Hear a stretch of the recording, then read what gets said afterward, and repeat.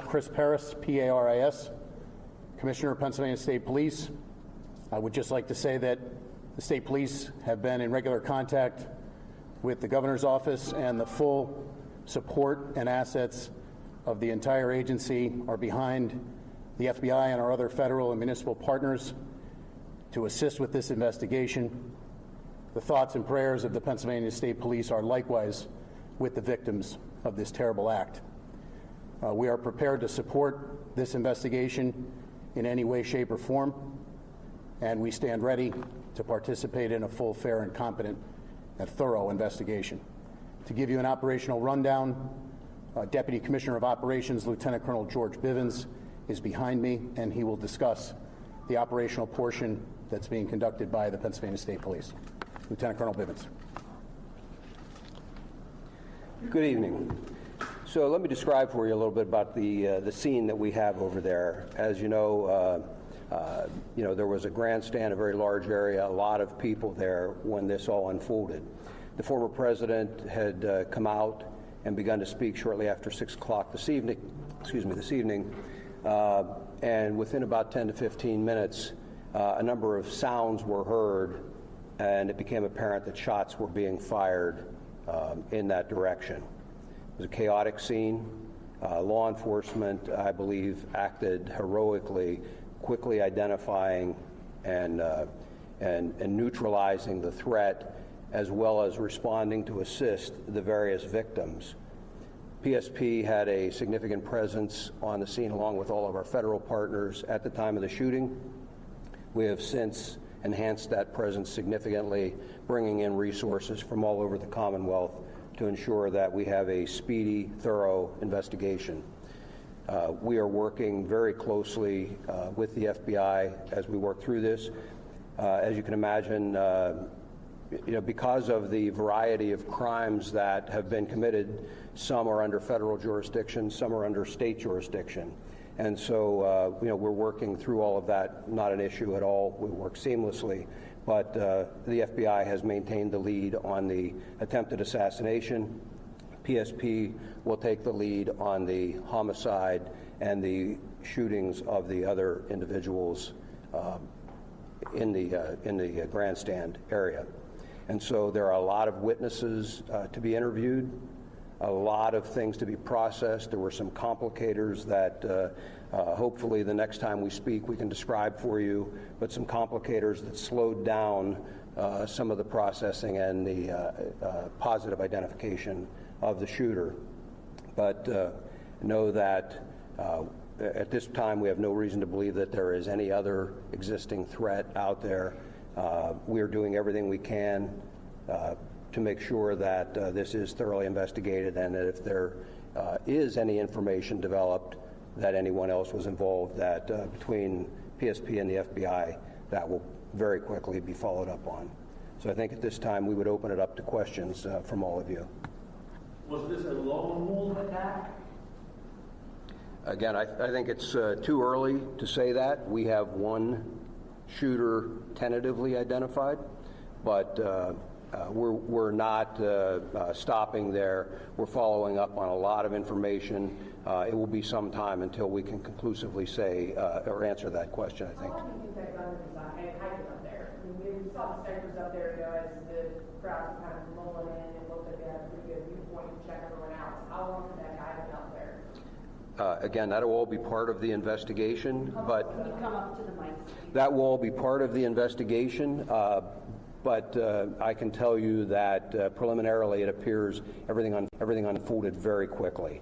So, again, we'll have more information on that, but it's just too early to start definitively saying this happened at this exact time. And But it wasn't like he was inside the security perimeter, right? That building he was on was outside of it? That's correct.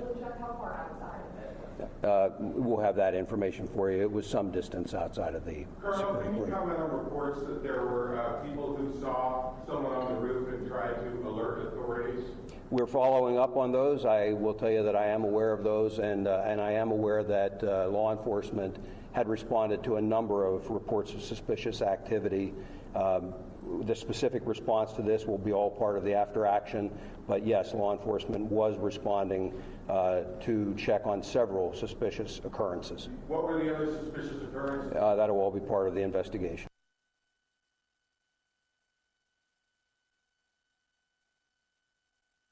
So this is the press briefing where the FBI and the Secret Service has also asked for any information on the shooter. So again, we're not prepared at this time to provide the identity.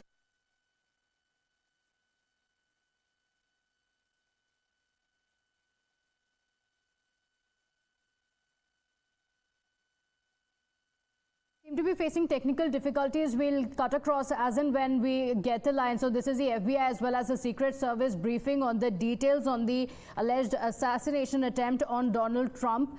In fact, the officials say that they are working feverishly and are asking the public for any information whatsoever.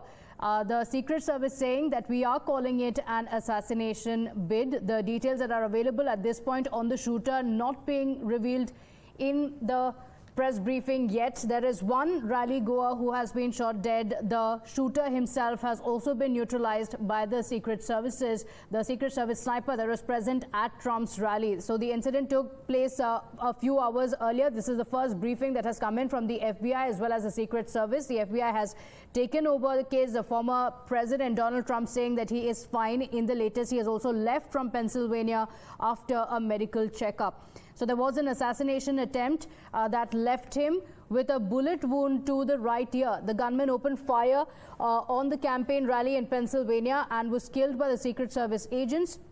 A spectator, one of the attendees, was also killed. It could have been a lot worse. Absolutely. Are you Oh, able to absolutely. comment more about that and how it was taken care of so quickly?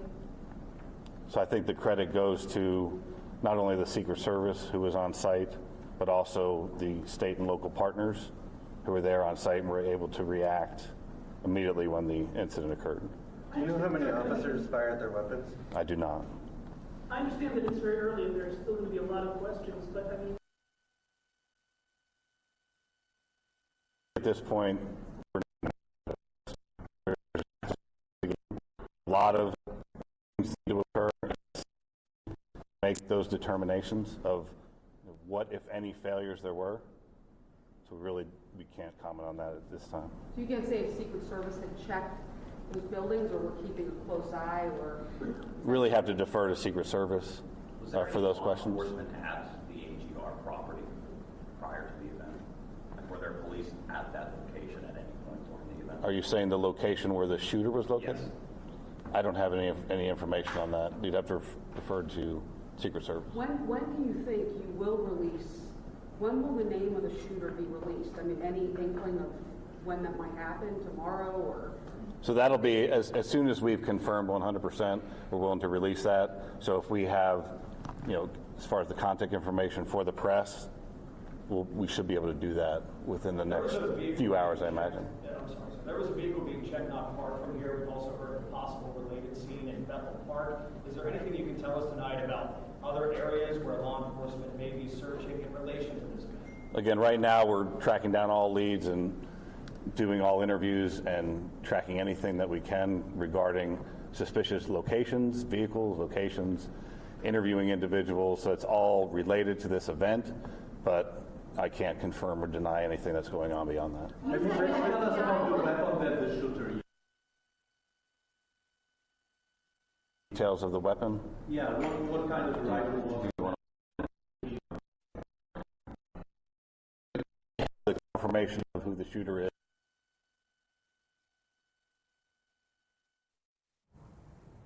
So these are the details that have come in thus far on the incident, saying that we will release the shooter's name in just a few hours. So the FBI has taken over the case. The Secret Services also involved in the investigations. So the shooter's name has been identified. Any more information on the shooter also being sought by the agencies.